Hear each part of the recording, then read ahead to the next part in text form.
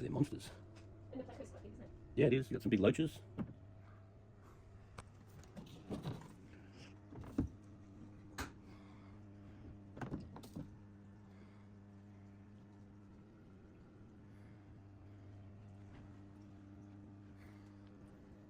I'll try not to kink the air pump or reduce the flow coming out.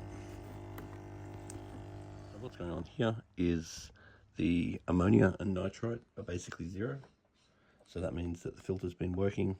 The nitrate is definitely coming up. So it's well overdue for a water change. The pH is starting to go a little bit towards the acidic side, which isn't ideal, which once again means it's way overdue for a water change. And the KH was basically zero. So if the KH does get to zero, your fish can die.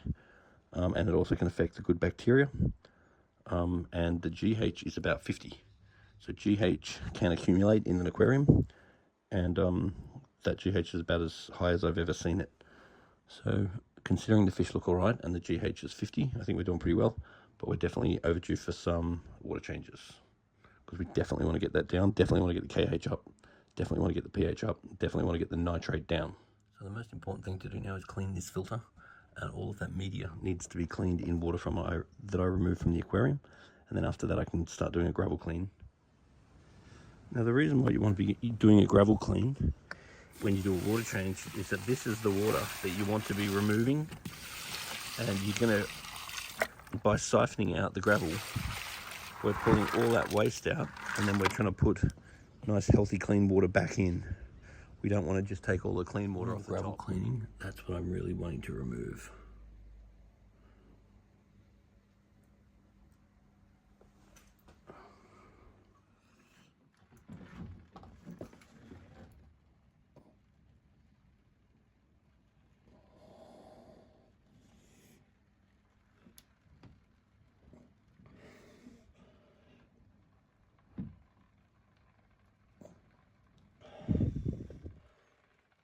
Now, if your aquarium doesn't get the maintenance that it deserves, one thing that I would pretty much insist you get is this stuff here called polyfilter, because polyfilter will adsorb and absorb anything impure out of the water. Now, this tank has previously been run with polyfilter, and it's probably one of the reasons why the fish look so good, even though the water quality wasn't ideal, because this thing is just absolutely wonderful for removing anything that shouldn't be in the water, because over time things do accumulate in the water, and this stops that. So I've had aquariums that are lucky to have a water change once a year, and the fish are surprisingly good, but I can't recommend this enough. The temperature of this tank is about 23, 24, which is really a little bit on the cool side, and it did feel a tiny bit cool. Now the issue is that the heater was set at about 27, so therefore either the heater isn't calibrated or the heater isn't working. So I'm just going to try turning it up a little bit, and that needs to be monitored. So this thermometer needs to be checked, because if you stabilize the temperature at sort of 24, 25 minimum, then it might just be okay. You might just need to turn the heater up a little bit more. But anytime that you change the temperature of a heater, you've got to monitor the temperature for a while to make sure that the outcome is satisfactory. Otherwise, these fish will end up with a white spot, and then they'll suddenly die, particularly because of their age and because they're not getting the water change. Now, one thing I find over and over again is that fish keeping is 50% water quality, and in this case, it's not ideal, but it's also 50% fish food. So the nutrients that you feed your fish is absolutely the most important thing. So therefore, even if the water quality is not right, you can find the fish are still very good. These fish are very healthy, and it's because of the quality of this food. So this is extremely high quality food. It'd be the highest quality you can get. But I do want to ask that you always make sure that the lid's shut, because you can have the best quality food in the world, but it still will go stale if you leave it open. So here's some spare food ready to go. So food wise, the fish are getting very, very good food. So that's half of fish keeping right there, and that would explain why these fish are so beautiful. Now I've done a water change to reduce the GH. I can't change any more than this amount of water because it's starting to get cool. This is the maximum water change that I like to do anyway, about a 50%. it's better to do small regular changes than do one big change. And I'm also going to add a bit of KH because the KH was almost 0. Now I've just cleaned this aquarium, so all the fish are hiding. And it's really not unusual for me to clean an aquarium.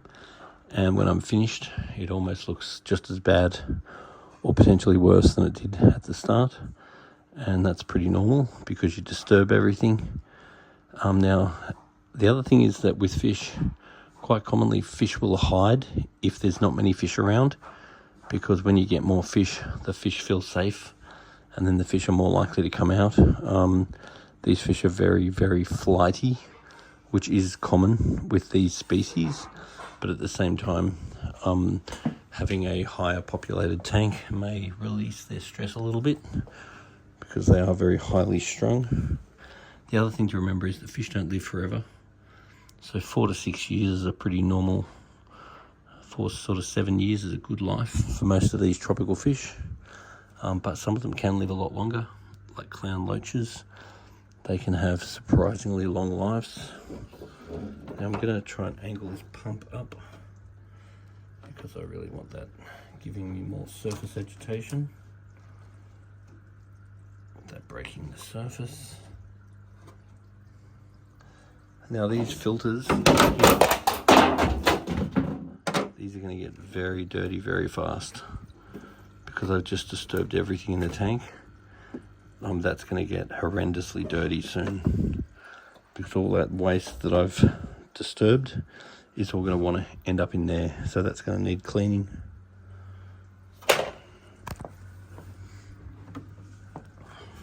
So I'm a very big believer in change is king.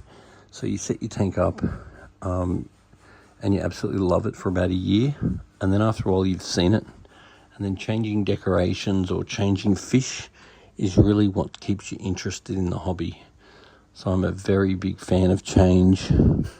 I really think every now and then you can trade your fish in, get some different fish, or swap your ornaments around.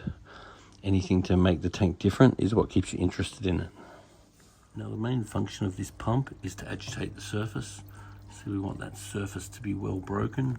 We also want to keep an eye on that pump because I've just cleaned out the tank, so it'll fill up with debris really quickly. I've already cleaned it once. It's already looking like it needs a clean. So making sure that you're good at surface agitation is what increases your dissolved oxygen level and also increases your redox potential. And it's crucial for the fish. Over time you might find these air pumps get old and noisy, so you can either replace the diaphragms inside the air pump. Otherwise, if it is old, you could think about replacing the air pump.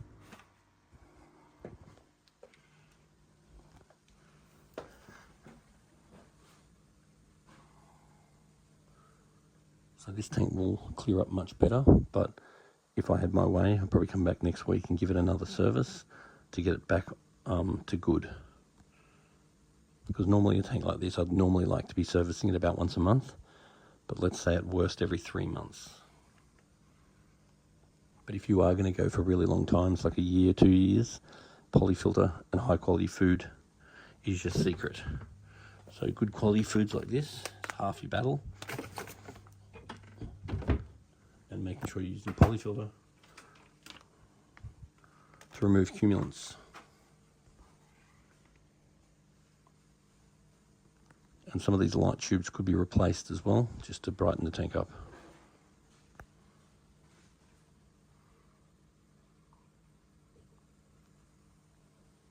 Some electric yellows might look nice in here, and some nice, really colourful peacocks, like metallic blue and stuff.